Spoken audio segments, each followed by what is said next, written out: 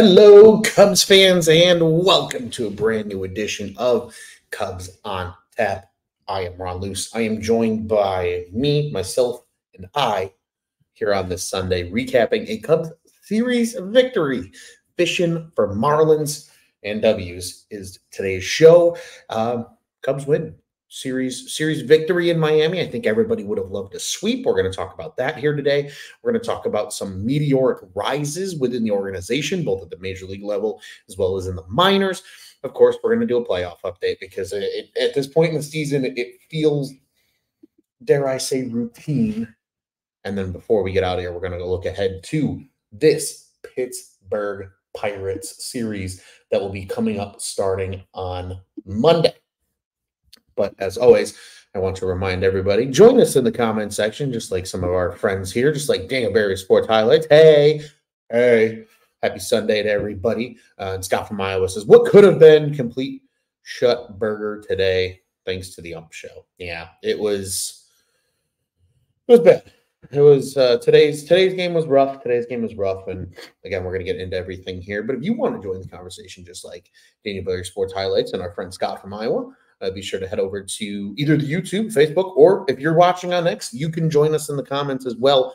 Just be sure to type your comments in, join us in the conversation here.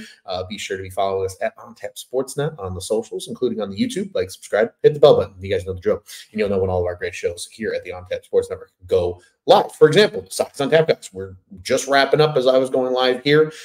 They were celebrating their 100th loss show, but a good duo between NWI Steve and Mr. Tony Marchese over on that side. But I'm here today to talk about the better side of town when it at least comes to baseball.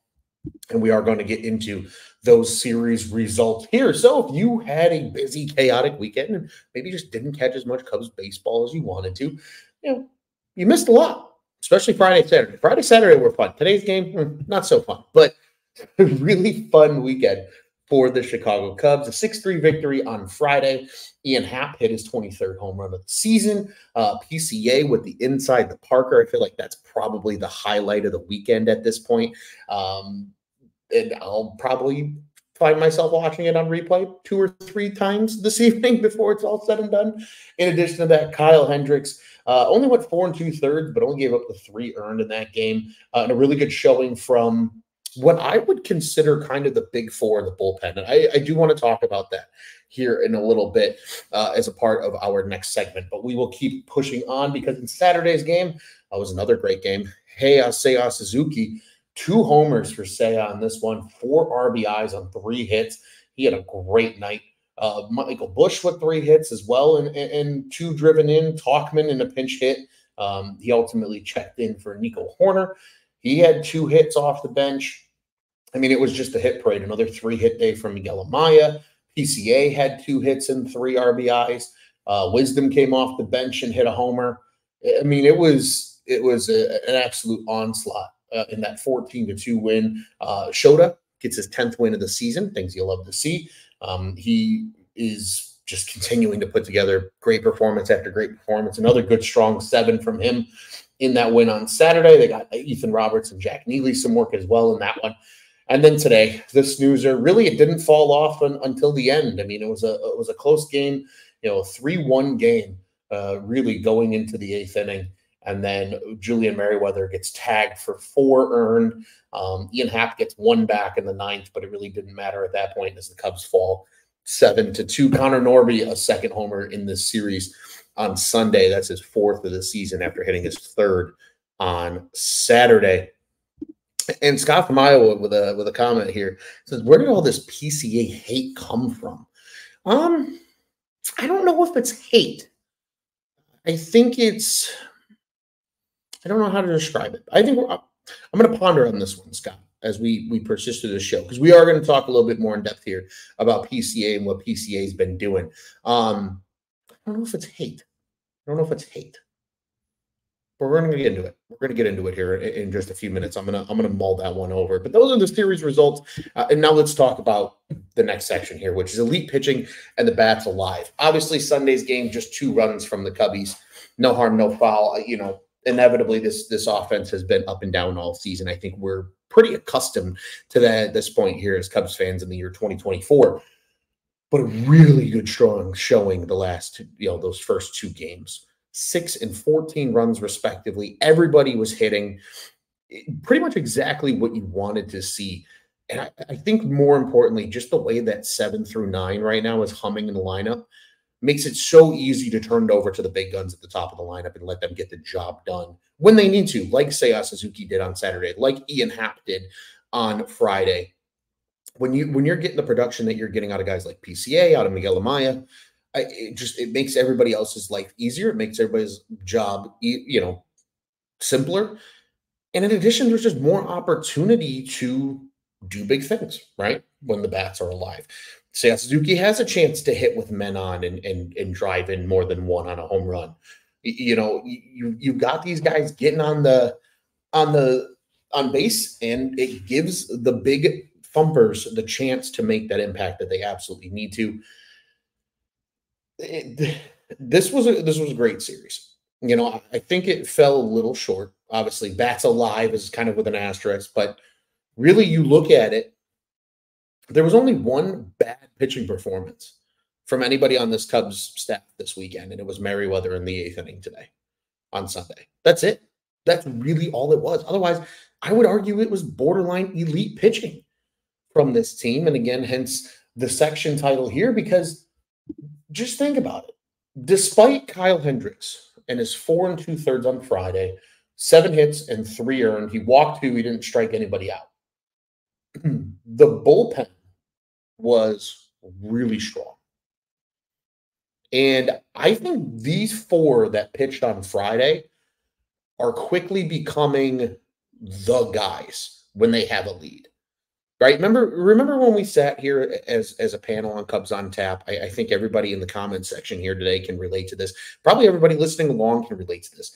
When we played the game at the beginning of the season of who's going to do what, because there was so much transition from opening day to now in terms of what the bullpen looks like, right?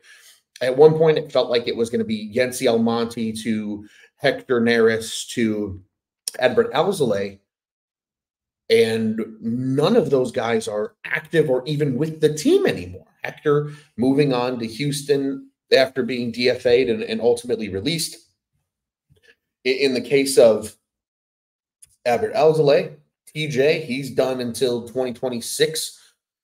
And Yency Almonte's done until next year. And let's be brutally honest here. He's probably not going to be a Cub unless he comes back on a really low deal after this season. So the fact that it now feels like they're finally in the groove of like, who are your 7th inning guys? Who's your 8th inning guy? Who are you? Because it's kind of a mixed bag. Like none of them, I think, firmly have, we'll call it the job per se, right? Like none of them are firmly the closer. Nobody's firmly the setup guy. But it's kind of back-end bullpen by committee at this point for the Cubs. And it has been Tyson Miller, Drew Smyly, which is weird to say, Porter Hodge, and Jorge Lopez. Those have been your, or Craig Counsell's go-to, we're up, we need to keep a lead, we need to work out at big situations. Like those have been the 4 guys all season. It was that way just in this, the series prior to the Miami series. I was at the ballpark for Javi's return on that Tuesday night. Hodge closed the game. Miller pitched. Drew Smyly pitched. Like that is starting to become Craig Counsell's go-to group right now, and probably will be through the rest of the season. And what I think is the coolest part of it is 2 of these guys were mid-season pickups by Jed Hoyer in the form of Lopez and in the form of Tyson Miller. And then Drew Smyly has magically kind of just found his role now on this team, even though he's more likely than not going to be Cub next season because they would be picking up a $10.5 million mutual option, which I don't foresee happening. And then you have Porter Hodge, who I think people have been begging to see in these high leverage situations because it's like, well, the kid's got the stuff. He's got that high 90s fastball. He's got the big, low 80s slider to go along with it. And he's finally getting that run. And I think that's super, super, super, super important. Um, and I think we just continue to see it over the course of these series when they're up in a game and it's a close game, within, I will call it within 3 to 4 runs. Those are the guys that Craig Counsell's going to when he needs to keep a lead. And it's nice. I think it's finally nice to see, hey, these are probably the 4 to 5 guys that Craig really trusts with the lead. And then you're kind of starting to see, like, who are the garbage time guys when they can throw them, when they have a big lead, and who are the guys that you throw maybe when you're down. And I think that's what he was hoping a guy like Julian Merriweather would be. But we've seen the inconsistencies of Merriweather. Now, I don't think that's entirely his fault. He's coming back from injury. He hasn't pitched a full season. There's a lot of factors that play into that. But that's why you're seeing a guy like Julian Merriweather not get that run right now at the back of this bullpen, because of who has earned the opportunity to do so.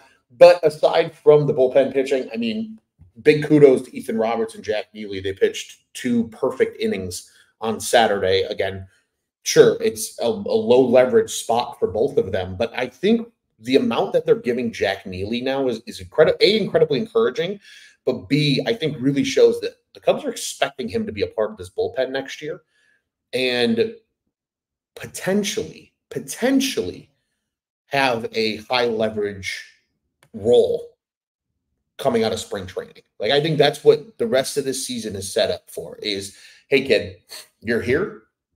We like you. We're not going to throw you probably in too many high leverage situations. And I would say until they're out of it, and I'm going to reference a Scott from Iowa comment here for that note, because he says, in order to make the playoffs, Cubs would probably need to go 23-8. They still have the easiest schedule remaining, but the thing that makes it as hard as possible is Jet's plan, right? Because the early part of the season didn't go according to plan. They would have to play hero ball. So I would expect a guy like Jack Neely later in the season, if this team falls out of playoff contention sooner rather than later, to maybe get some high leverage opportunities. But as long as they're still alive, they're going to continue to pitch that big 4 that we discussed. But great work once again from Shota Imanaga. 2 walks, just the 2 earned runs on the 2 solo homers, 4 hits in total over those 7 innings, just 3 Ks, but no big deal. I mean, he gets the job done when it's all done. And Javier Assad today, I'll give him a lot of credit. He got beat up by the 2 homers, but just 3 earned, only 1 walk. He only struck out 3, but he went a strong 7. And I think it's been a long time since we've seen Javier Assad go 7.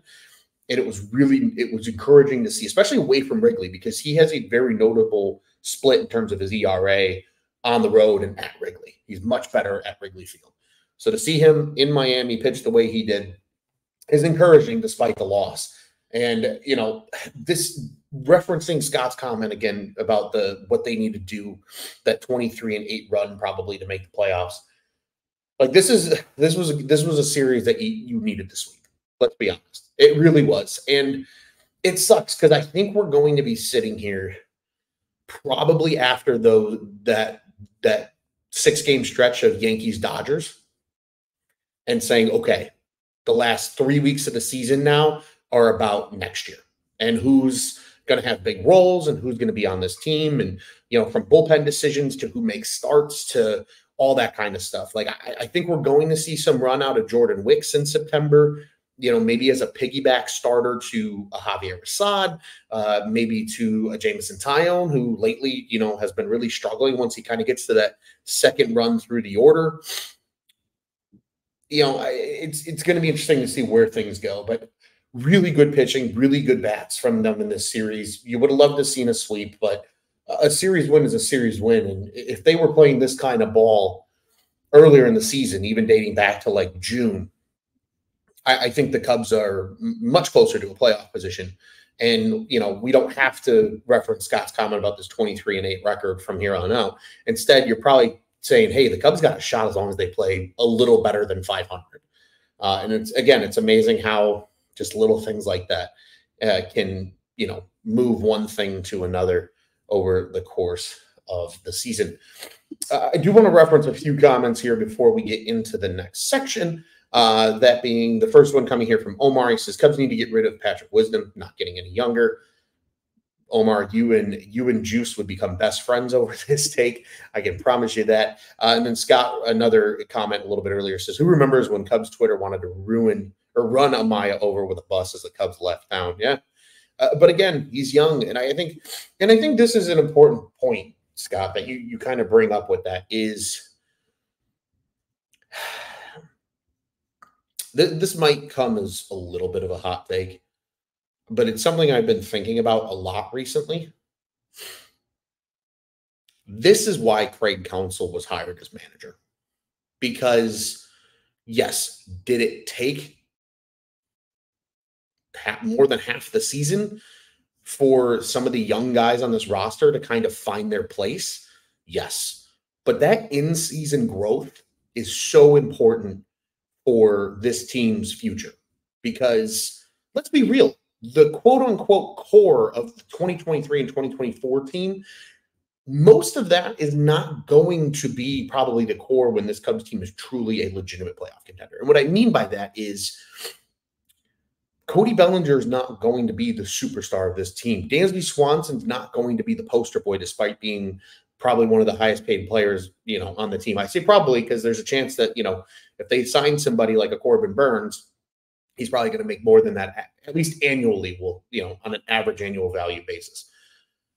But it's going to be the Michael Bushes of the world, right? It's going to be the P. Crow Armstrongs. It's going to be the Miguel Amayas, potentially, who really start to take over and take forefront of the next, true Cubs contender. And getting that in-season growth was so important from them. And all it took for the Cubs in the hitting group, like you think, like, wow, all it took was getting rid of Miguel Amaya's leg kick. But everything in baseball is timing and rhythm. And just like the sport, because it's played day in and day out, these guys need that timing and rhythm over the course of a long period of time to get things right.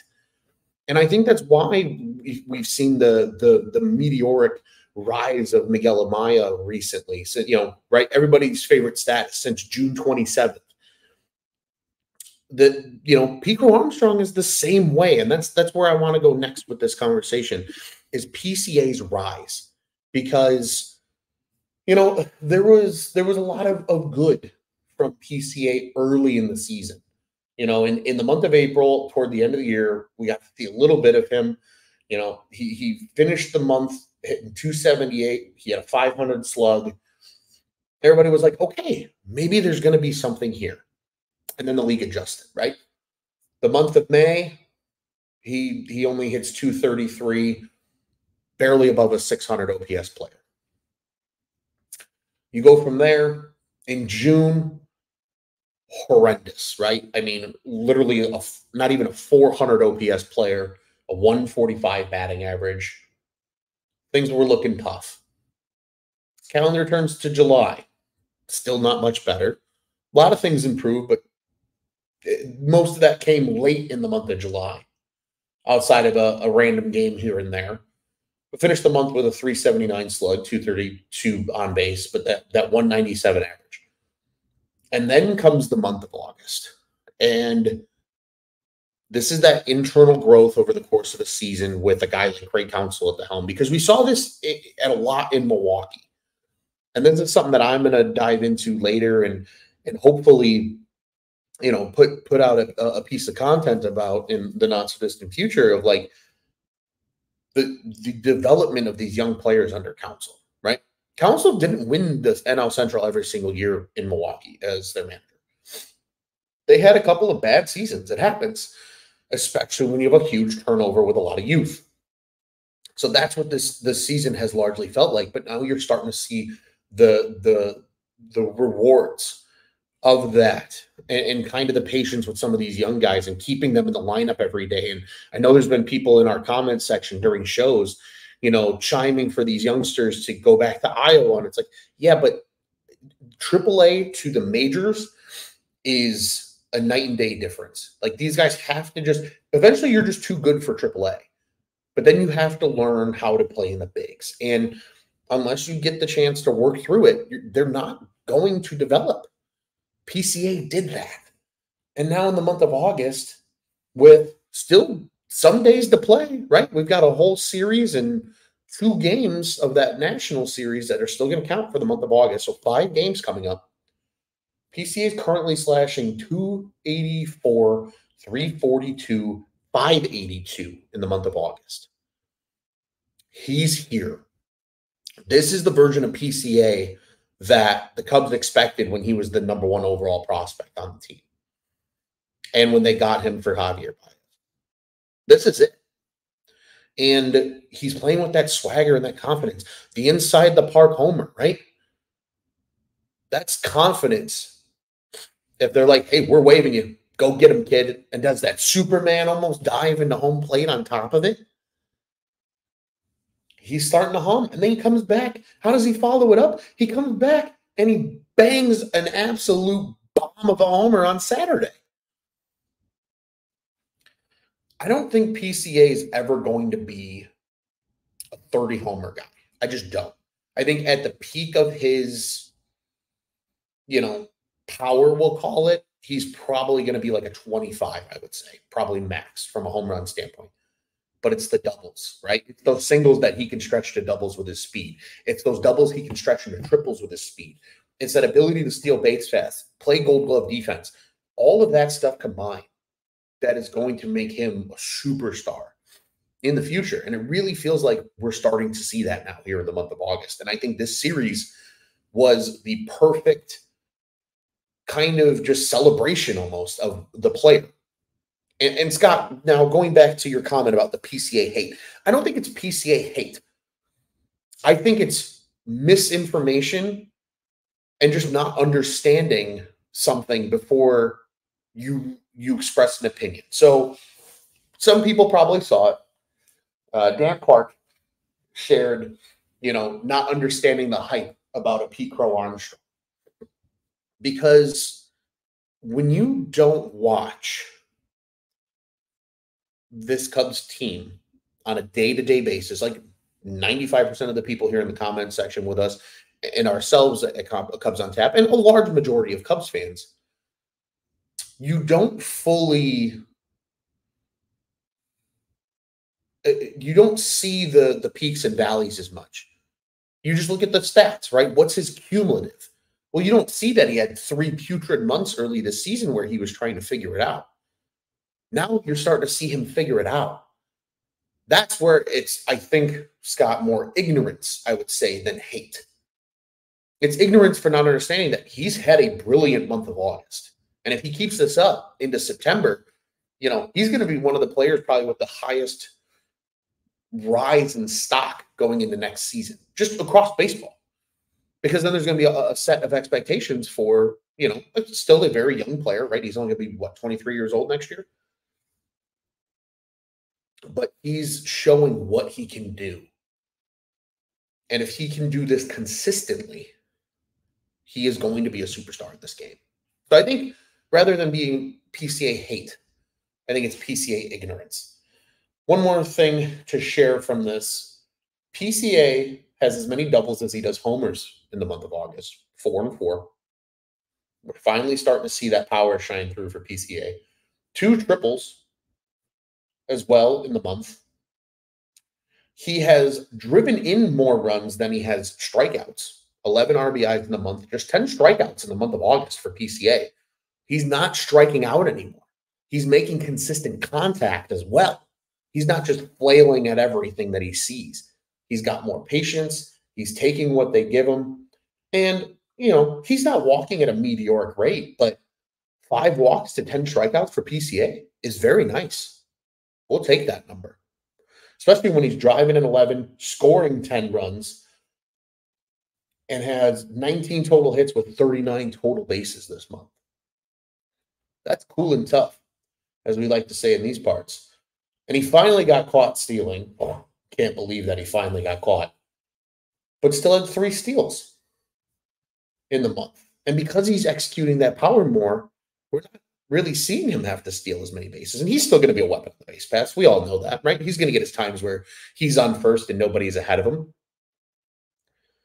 It's going to continue to be beautiful to watch. Scott adds here on the topic of PCA. They talked on the broadcast, PCA has figured out the slider. Yes, that was the pitch that was killing him. That and the high fastball. And he learned how to at least battle. If he can't necessarily catch up to the high fastball, at least he can foul it off and live to see another pitch. And now that he's starting to figure out the breaking stuff, It's going to be beautiful. It's going to be absolutely beautiful. The PCA's rise has been something special to see over the course of the month of August. Now, transitioning from a young player on the major league roster to a young player in the pipeline, I would be remiss if we didn't bring this up. But before we get to that, I do want to share another comment here. This was one that kind of made me chuckle a little bit under my breath from Scott. The White Sox will have 108 losses before the Bears play their first game, is what he says here. The Bears played their first game on September 8th. So that's very realistic that they'll have 108 losses before the Bears even take the field at Soldier Field to start the season against the Titans on September 8th. Yeah, it's rough on the other side of town. And at least I'll tell you what, at least with the Cubs and where they stand in the playoffs rankings and understanding that they need a meteoric stretch of September where they are just physically the hottest team in baseball to make the playoffs. I think there's a lot of things they can do here down the stretch that will get Cubs fans excited about 2025 and hopefully put more pressure on Jed to say, hey, maybe you don't have to go out and spend on 6, 7, 8, 9 players, but go make a couple of really good strategic additions. And by strategic, I mean like big ones, not like the cunning, oh, let's go get Michael Busch. That was a great move. That worked out. But go get a Corbin Burns on the free agent market to add to this rotation, and essentially replace Kyle Hendricks. Go get a big bat. And if it's not on the market, because let's be honest, outside of Juan Soto, you've got some good players. You've got Alex Bregman. You've got Anthony Santander, who I don't know if anybody saw the grand slam that he hit to take the lead over the Astros for the Orioles last night. That ball was 6 inches above the strike zone, and he just absolutely destroyed it. It was incredible to watch. He's a potential free agent, but you can also trade. Go trade from this minor league depth that you have, especially now. And I have a video, so I'm putting everybody on alert here. I have a video that I need to edit, but it's going to be coming out on the YouTube, and it's 3 trades that I would like to see the Cubs go make. And it's not perfect, and there's a lot of interpretation still to it in terms of like they might have to add something here, add something here to these trade packages, but the base core principles of it are the same. There's a lot of bats that could be had via trade. And I think right now for Jed, that's going to be his best currency over just dollars on the free agent market, especially because the pitching market in free agency, in my opinion, is far better than the batters that are available. And that's what's going to be exciting, right, about this side of town. And I think there continues to be more excitement moving forward because, again, I would be remiss to not bring up this stretch. It's a prospect spotlight, and we're going to spotlight Cam Smith because I don't know if anybody saw today, 6 straight home run or 6 straight games with a home run from Cubs 2024 first-round pick Cam Smith. He is playing out of his mind for the Myrtle Beach Pelicans right now. Reported to low A, pretty a while after the draft. He was in Arizona for a while, working out at the Cubs facility down there, getting ready for pro ball action. And they said, hey, you're going to go to Myrtle Beach and just see what you can do. And now we talked about it here at Cubs on Tap over the years, but Myrtle Beach is a renowned ballpark for not being super hitter friendly in the sense of power. There's very few guys that have elite power numbers at Myrtle Beach. If you have elite power numbers at Myrtle Beach, that means you are a legitimate power hitter. And the Cubs might have that with Cam Smith. Now, you're probably not going to see him until 2026 at the earliest. But this is going to be a guy that I'm going to have a blast following next year because he's probably going to start in South Bend. And we're going to read the Myrtle Beach stats here in a second. You'll understand why I say that. He's probably going to start in high A ball. And I think there's a really good chance he's in Tennessee before the end of next year if he continues to hit the way he's hitting in low A because he has been really, really freaking good. Here's the numbers. In low A Myrtle Beach, Cam Smith is He's only played 13 games, mind you. This is over 45 at-bats. But I think that's not even including today's game. Let me preface that. This is not even including Sunday's game, where, as we all know, he already has a homer. Here we go. I have updated numbers for everybody. This is through 2 at-bats. So 47 at-bats, because that game, I believe, is still ongoing. Cam Smith is slashing 319, 411, 787. So that's what, an 11, almost 1,200 OPS, which is insanity, absolute insanity. I don't care whatever level it is, insanity. He has 2 doubles, a triple, 6 home runs now, and those are coming in 6 straight games now for him. 12 runs driven in, 8 walks to just 12 strikeouts. He does have a steal. That's 15 hits and 10 runs scored with 37 total bases and 47 at-bats. He's not going back to Myrtle Beach after this year. Now, there might be people that are like, "Oh, send him to High A now. Send him to South Bend." They might just leave him for the rest of the season at Myrtle Beach because Low A and High A only play until the Bears' first game, until September 8th. How about that, Scott? So, with 2 weeks effectively left on the schedule, they're probably just going to leave him in Myrtle Beach. But he ain't going back to Myrtle Beach, so I hope he enjoys these last 2 weeks because he's going to be starting off in South Bend when the minor league season in 2025 begins. This dude is on an unreal stretch right now at Low A Myrtle Beach. And again, this Cam Smith is probably going to be, outside of maybe Jefferson Rojas, the prospect I keep an eye on the most in 2025 because of what he's already doing in his first just taste of pro ball action after being drafted out of Florida State. And again, he's a college bat. So that brings us to Scott's comment here. He says Cam Smith has those Kyle Schwarber vibes. We'll have to wait and see, right? I mean, if he has a crazy 2025 season, maybe we do get some of that vibe from him and just the sense of him as a power slugger. I mean, he put up really good numbers in college from a home run standpoint. And I think he's gonna continue to do that in pro ball if he keeps this up. But what a run for Cam Smith right now. He has been really, really good. And again, wanted to make sure that we highlighted that. One final bit before we get to our natural playoff update, as we've mentioned before. And that is the news and notes. David Bodie was DFA'd the other day. Now, I know a lot of people are probably wondering, what happened to David Bodie? Well, he was outrighted, actually, today to the Iowa Cubs. So he's still in the organization. But by him being DFA'd, it frees up a 40-man roster spot. I think that's super important to consider because, yes, did Luis Vasquez come up from AAA in his place? Yes. But Luis Vasquez already on the 40-man. Somebody is going to get added to this 40-man when rosters expand in September. And you can mark my words right now. Mark my words. With Bodie being DFA'd, somebody's getting added to this 40-man that isn't on it already. And I have a sneaking suspicion as to who it is. I think somebody in our comment section does as well, and I'm going to get to that here in a second. But just quickly, for those that didn't see, Luis Vasquez was recalled from Iowa.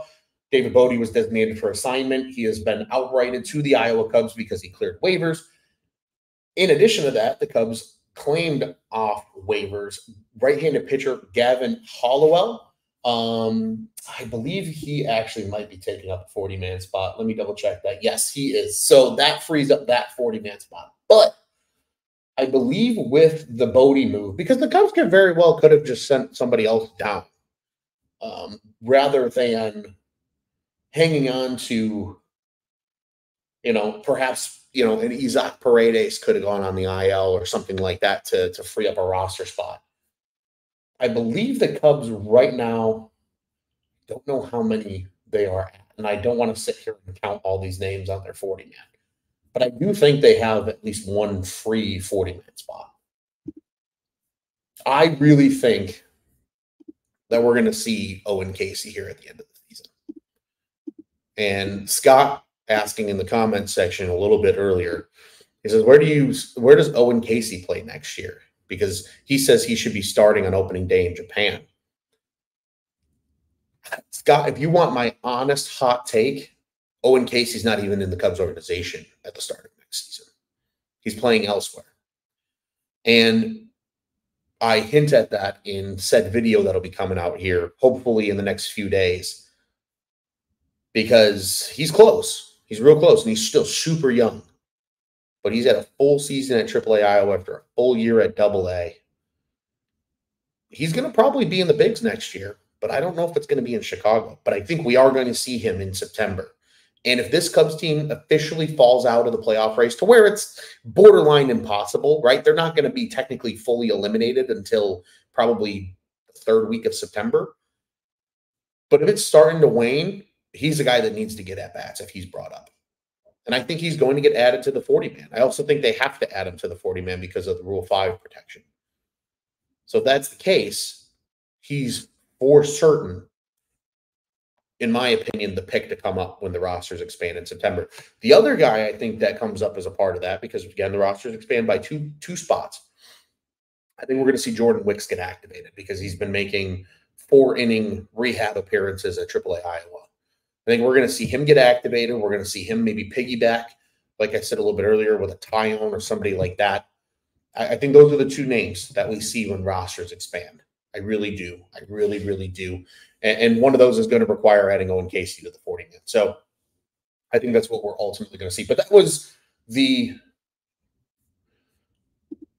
news from over the weekend. Those moves were all made on Friday. Again, Bodie being outrighted to Iowa happened today on Sunday. So that is legitimate news here that we were able to share with you that occurred today.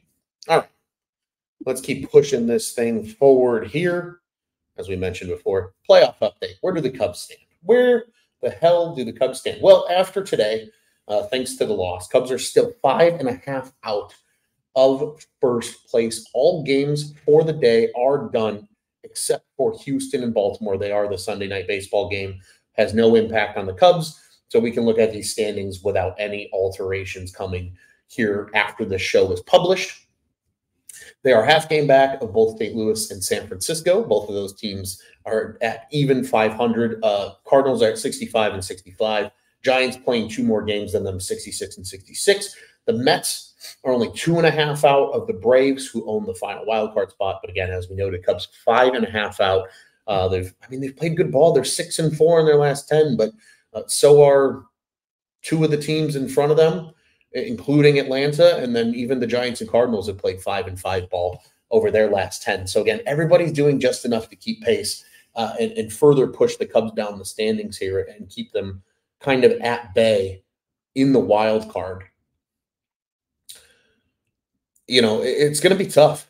It's going to be tough for them down the stretch here. But again, legitimately excited to see what the Cubs do down the stretch, how they play ball, if they can keep up this run that they've been on in terms of winning series. Outside of that Cleveland series, a really good month of August so far from the Cubbies. And it's exactly what this team needed. Obviously, they needed it much earlier in the season if we were going to talk playoffs and legitimately talk it. But you have to hope that the players that are carrying this team right now are going to be able to kind of carry this now into 2025. Because the guys right now that are carrying this team largely, Seiya Suzuki, Ian Happ, P. Crow Armstrong, right? Miguel Amaya, Michael Busch. These are the guys that are really carrying the club right now that we're going to have to see down the stretch. But the Cubs still not out of it. Fat Lady hasn't sung just yet. They're plus 18 run differential. Only one of 3 teams outside of the playoff picture with a positive run differential. And they are 5.5 out of the final wild card spot as things stand. Before I get out of here, as always, let's check out what's on tap next. And it is the Pittsburgh Pirates. And of course, folks, I'm expecting this is going to be, I know people are saying I've seen it. I've seen it. I've seen it. I've seen it. Everybody's, oh, it's Pittsburgh. They should have no problem with them. It shouldn't be a big deal. I think the Cubs are going to get their three best pitchers in this series. And that's what sucks. It feels like it could be a trap series. And the Pirates playing good ball. They're 6-4 over their last 10 as well. They just had a really, really bad stretch back in early August and even in some of July where, they just kind of fell apart. But this is what we got coming up this week. So Monday is an early start by Chicago definitions, but still a 5:40 first pitch. That one will feature Jameson Taillon for the Cubbies, and it will be Mitch Keller for the Pittsburgh Pirates. Tuesday, it will be Justin Steele in Pittsburgh, which I absolutely hate because for whatever reason, the Pirates always have Justin's number. But I hope he shakes that off and has another really good start like he just had over the last series against Detroit. TBD is Pittsburgh's starter. Now, this is important because Jared Jones is due back from the IL. He's already with the Pirates, and this was as of the last 2 days. I have the update here right in front of me. On Friday, 2 injured pitchers for the Pirates are back with the team after doing what they're doing. Colin Holderman is one of them. Jared Jones is the other. And Holderman being a bullpen arm, I bet you this is TBD because we see Jones get activated off the IL, which sucks because Jared Jones is a stud. Now, yes, the Cubs have been able to handle him a little bit, at least when they've seen him this year. But he's probably going to start that game on Tuesday. That's also 5:40 Central Time first pitch. That's going to be an absolute duel.